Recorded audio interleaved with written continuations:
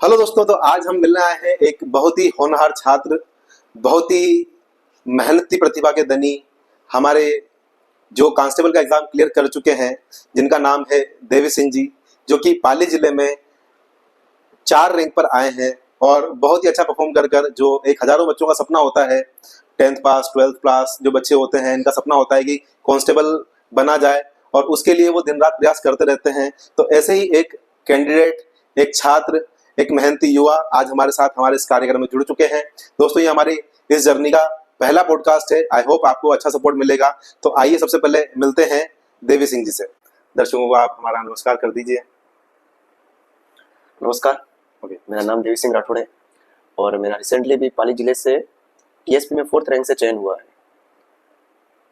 तो आज जो सर आए हैं मुझसे इंटरव्यू लेने, तो मुझसे जो हो सकेगा वो मैं बेस्ट परफॉर्मेंस देके मैं आपके मध्य ये साझा करूंगा कि किस तरह से एक स्ट्रगल होता है और किस तरह से हम किसी भी एग्जाम को फाइट कर सकते हैं। तो सबसे पहले सर, आप देवी सिंह जी मुझे ये बताइए कि आपका पैतृक गांव कहाँ पर है और आपने एजुकेशन कहाँ कहाँ से की और कैसे आपने कॉलेज पास आउट किया। तो मुझे थोड़ा सा एक बार ब्रीफ आप मुझे बताइए। आपका पहला क्वेश्चन था कि आपका पैतृक गांव कहाँ है, तो मैं सलोमर डाल से बिलोंग करता हूँ। डाल एक गांव का नाम है, सलोमर एक तहसील है जो रिसेंटली जिला बन चुका है। और मैंने 2020 में 12th पास करी है डाल स्कूल से ही। फिर मैं इस जर्नी के बाद में कोरोना आ गया था। जून में मेरा एग्जाम हो गया था और जुलाई में इसका शायद रिजल्ट भी आ गया था, जून जुलाई। मेरा ऐसा कुछ कभी कुछ था ही नहीं कि कॉम्पिटिटिव एग्जाम भी तैयारी भी करनी है या फिर कुछ करना भी है। और सबसे मेन बात तो ये थी कि मुझे पता ही नहीं था करना क्या है। बस करना ये है, ये पता जरूर था कि मुझे अहमदाबाद जाना है। और क्योंकि हमारे इधर शुरू से ऐसा एक माइंडसेट है सारों का कि 12th पास आउट करने के बाद में ही नौकरी करो और फिर अपना जो आप जीवन है उसको सुधारो उधर जाके। लेकिन मैं भी कुछ ऐसा ही था और मैं वैसे भी बहुत कमजोर था पढ़ाई में। आप ये बोलना चाह रहे हैं कि जो आपके इधर के जो युवा जो हैं जिसमें भी वो गुजरात चले जाते हैं 12वीं पास करने के बाद नौकरी की तलाश में या कुछ अर्निंग की तलाश में, जहाँ उन्हें अलग अलग छोटे छोटे काम मिलते रहते हैं, उसकी तलाश में वो गुजरात चले जाते हैं। ओके, तो आपने कहीं पर जॉब भी किया है? जी बिल्कुल, मैं वही बता रहा हूँ आपको। जुलाई में फिर इसका रिजल्ट वगैरह आ गया तो फिर मुझे तो कुछ पता ही नहीं था कि अपने करना क्या है। तो मैं चला गया अहमदाबाद। 8 सितंबर को चला गया था मैं। फिर एक लंबे टाइम तक 8-9 महीने उधर गुजारे। देखा था तो जो अपने आतंकवादियों ने जो भारत के जो लोग थे इनके ऊपर कैसे अटैक करा, कैसे उनको बेरहमी से मारा, तो वहां से मेरे को एक ऐसा खून खोलने लगा कि हमारी जवानी तो इतनी अच्छी खासी है, फिर हम क्यों बर्बाद कर रहे हैं ये प्राइवेट नौकरियों के चक्कर में। हम चाहे तो कुछ और भी कर सकते हैं, देश की सेवा में भी तो जा सकते हैं, हम प्रयास जरूर कर सकते हैं। ये नहीं कि मैं चला ही जाऊंगा या जा ही सकता हूँ, मैं प्रयास जरूर करूंगा। धीरे धीरे ये फिर ज्यादा हो गया, मेरा माइंड पर हावी होने लगा कि मुझे कुछ करना है। तो फिर मैंने वापस आने की ठानी और फिर मैं वापस आ गया। 23 अप्रैल 2021 को मैं वापस आ गया था कोरोना के समय। क्योंकि तब क्या लॉकडाउन लग गया था और घर से भी ऐसी डिमांड हो रही थी कि आप वापस घर पे आओ, कहीं कुछ ज्यादा सारा बंद हो जाएगा, उधर कहाँ रहोगे, कहाँ खाओगे पियोगे। 23 अप्रैल को आ गया। फिर भी मेरे अंदर एक वही आग थी कि नहीं अब मुझे कुछ करना है। मेरा एक दोस्त फौज की तैयारी करता था, वो फौजी डिफेंस अकेडमी में था, चित्तौड़गढ़ था। तो उसने मेरे को बताया कि अगर करना है तो मेरे साथ में आ जा, अगर तेरे को ये सारी तैयारी करनी है और ये सब कुछ अगर तू इसको करना ही चाहता है, वास्तविक में दौड़ना ही है, तेरे को कुछ करना ही है, पढ़ना भी है, तो आ जा वहाँ पे। ओके, तो अभी आप ये उदयपुर का जो रामकृष्ण का सेंटर है वहां पर आप रह रहे हैं, यहाँ पर आपका संपर्क पहली बार कैसे हुआ और यहाँ पर आप रहने कैसे आए? जी मैं वही बता रहा हूँ आपको। तो वहाँ पे जब हम गए थे तो काफी लॉन्ग टाइम तक सारे दोस्तों से मुलाकात हो गई, सारे दोस्त ग्राउंड के। तो ग्राउंड के दोस्तों से तो मुलाकात होती रहती है, तो बात होती रहती है। तो धीरे धीरे फिर मैं उदयपुर आ गया। वहाँ से उदयपुर आया तो इधर सेक्टर में ही रहता था मैं, सेक्टर 3 में ग्राउंड वगैरह जाते थे। तो एक मेरे दोस्त थे जयदीप सिंह चुंडावत, उनसे मुलाकात होती रहती थी। तो वो मुझे बताया करते थे कि मैं वहाँ रामकृष्ण सेवा समिति में रहता हूँ और एक साथ में मेरे और दोस्त हैं, लेकिन मैं आपको भी ले जाना चाहता हूँ, लेकिन एक साथ में और है तो इस वजह से मैं नहीं ले जा सकता हूँ आपको, लेकिन कभी देखेंगे जरूर। एक दिन सडनली उनका कॉल आता है कि मैं आपको रामकृष्ण सेवा समिति में रख लेता हूँ, यहाँ पे आप आ जाओ। मैंने यहाँ पे जो हेड है उनसे बात कर ली है और मैं अभी अकेला हूँ, साथ में मेरा दोस्त है नहीं वो, तो आप यहाँ रह लीजिए ताकि क्या आपकी पढ़ाई भी हो जाएगी यहाँ पे और सेवा भाव से भी अगर आपका है ऐसा भाव तो भगवान की सेवा कर लेना। तो आप जब तैयारी कर रहे थे, आपने 2021 से लगभग आप तैयारी करना स्टार्ट कर चुके हैं और 2024 चल रहा है। 3 साल का एक लंबा पीरियड आपने अपनी तैयारियों में दिया, जिसमें आपका आई थिंक 12th का भी इतना अच्छा परफॉर्मेंस नहीं होगा। आपके क्या परसेंटेज थे 12th में? सर मैं आपको बता सकता हूँ कि 10th में मेरे जो परसेंटेज है वो 47 पॉइंट में 33 है, 47.33%। और second division by grace, math में मेरा ग्रेस है। ओके, 12th में मेरा 48 है, ग्रेजुएशन में मेरे 50 है। 50%। जैसा आप देख सकते हैं कि 50%, 48% वाले लड़के भी अगर मन से तैयारी करें तो वो सफलता प्राप्त कर सकते हैं। तो इसके लिए जरूरत सी बात है कि आपको मेहनत तो बहुत करनी पड़ी होगी। तो लगभग आपका ऑन एन एवरेज एक सेम ही रूटीन रहता होगा।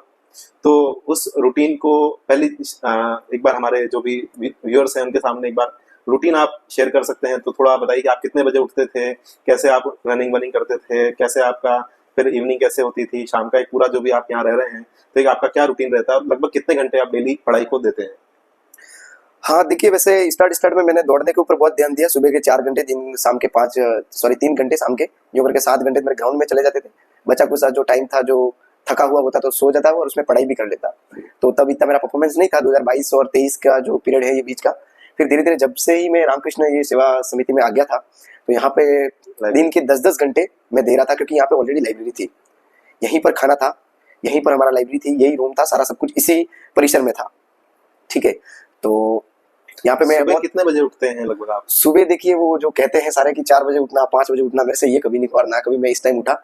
मेरा टाइम जो था, मैं 7:50 पर उठता था और रात को मैं सोता था 1, 1:30 या 2 बजे के आसपास।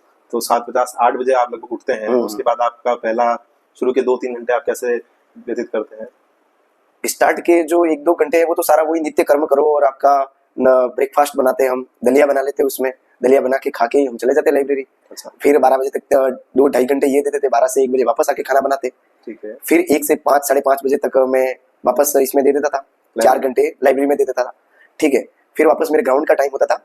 जब मैं यहाँ पर आ गया था उसके बाद मैंने बहुत दौड़ को थोड़ा कम टाइम दे दिया था, क्योंकि जब मुझे पता है कि उधर जब फौज में मुझे कहीं कुछ नहीं मिला इतनी 1.5 साल की तैयारी के बाद में, तो फिर अपने इक्वली दिया, जितना मेरे से हो सकता था उतना मैंने दिया था, ज़्यादा नहीं दिया मैंने।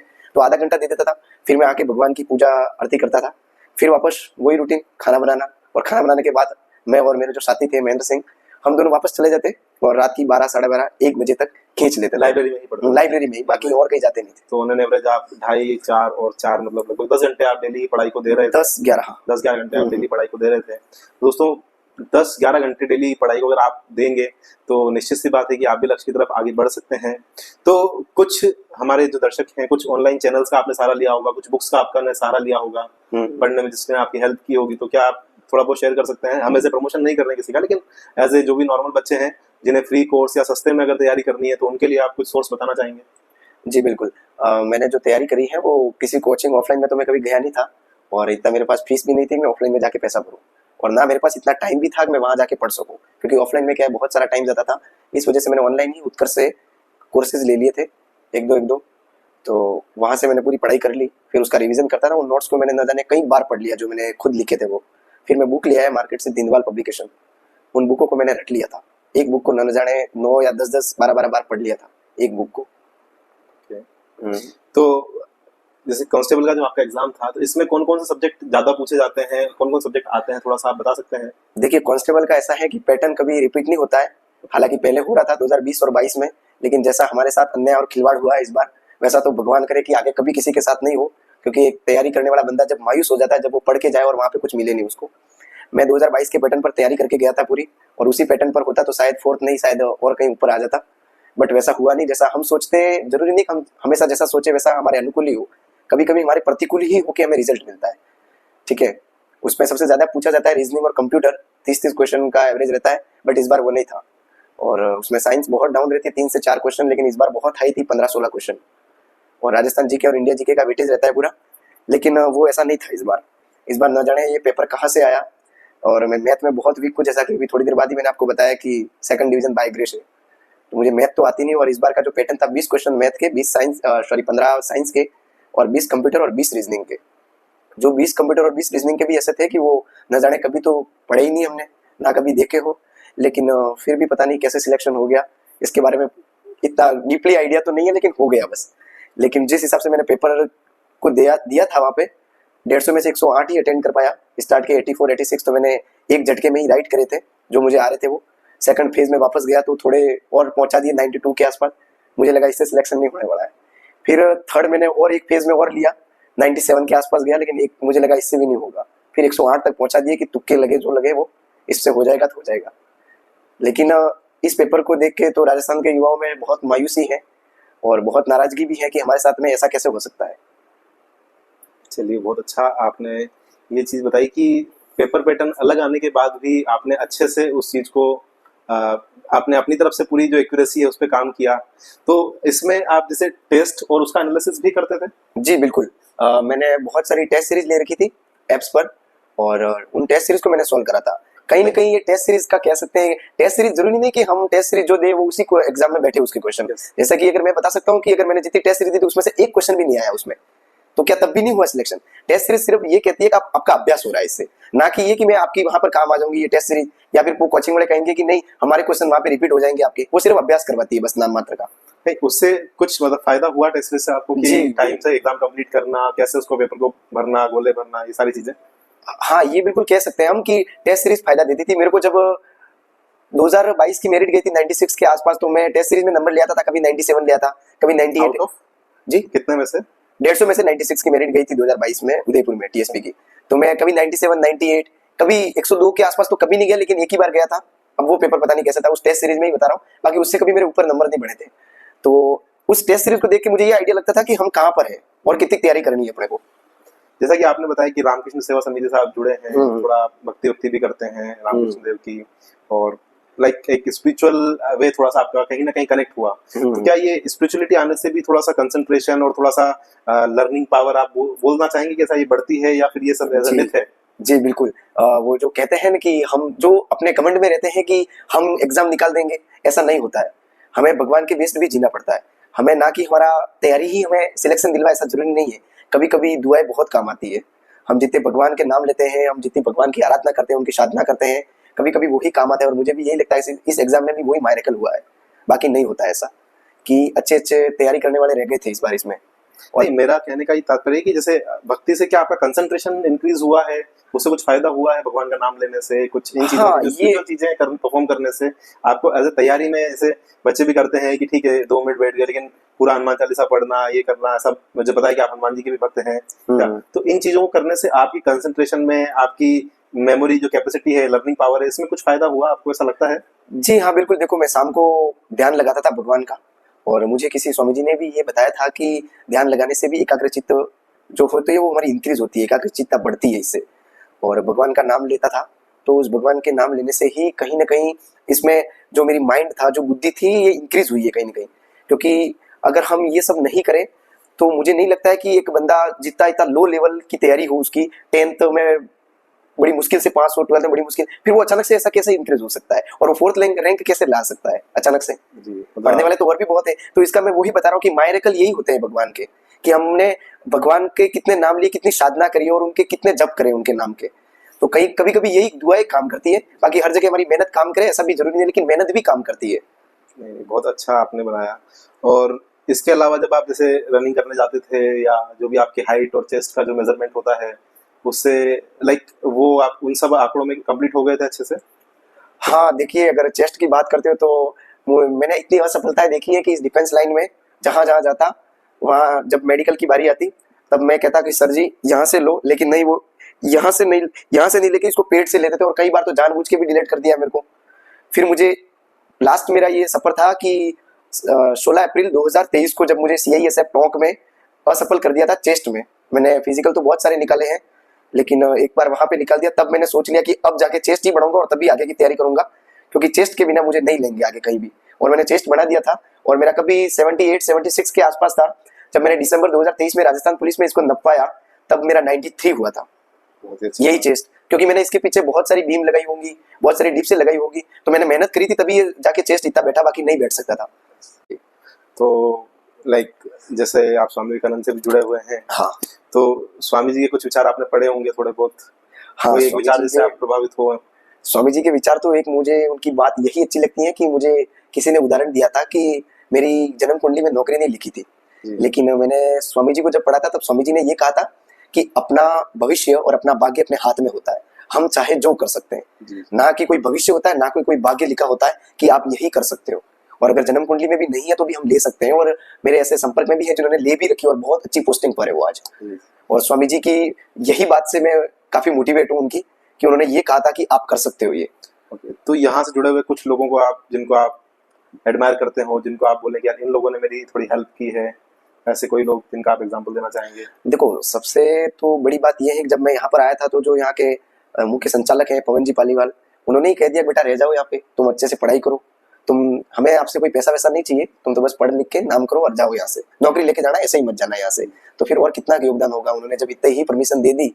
और फिर यहाँ से जो पहले जो सिलेक्टेड हुए थे, कमल राजपुरोहित, बाबूलाल जी चौबीसा, तो इनका भी, और जो आप सामने बैठे हो, समय समय पर आपने, तो मैं कई बार तो पता है आपको डिमोटिवेट हो जाता था, और मैं क्या ये कर दूंगा वो कर दूंगा, मैं खुद को खत्म कर दूंगा क्योंकि मुझे तब जीना ही नहीं है। मेरे साथ में ही ऐसा क्यों होता है, कभी कभी इस एज में लगता है कि मेरे साथ में ही क्यों होता है, कि भगवान मेरे साथ में ही ऐसा क्यों करता है। तब आपने तो बहुत सारी आके मेरे को बातें बताई, आधे घंटे तक स्पीच दी है मेरे को, तो आपका भी फाइनेंशियली या फिर योगदान ये भी रहा है बहुत अच्छा, कि किसी को प्रेरित करना यही सबसे बड़ी बात होती है। चलिए, अच्छा है आप हमारी बातों से प्रेरित हुए। तो आई थिंक ये लंबी वार्ता तो कितनी भी चलती जाएगी, इसका तो कोई अंत नहीं है। लेकिन मुख्य जो हमारे दर्शक जानना चाहते थे कि आपका तैयारी का जो रूटीन है वो कैसा रहा, तो दोस्तों बताना चाहूंगा, एक बार वापस आपको ब्रीफ करना चाहूंगा कि जो देवी सिंह जी हैं ये लगभग 10 घंटे डेली पढ़ते थे, और मैं भी इनको कई बार देखता था कि लगभग सुबह से लेकर रात तक, मतलब इनका जो मेजर टाइम है वो पढ़ाई में, प्लस जो उसमें से भी 2 घंटे जो है इनके रनिंग के आसपास ही जाते थे।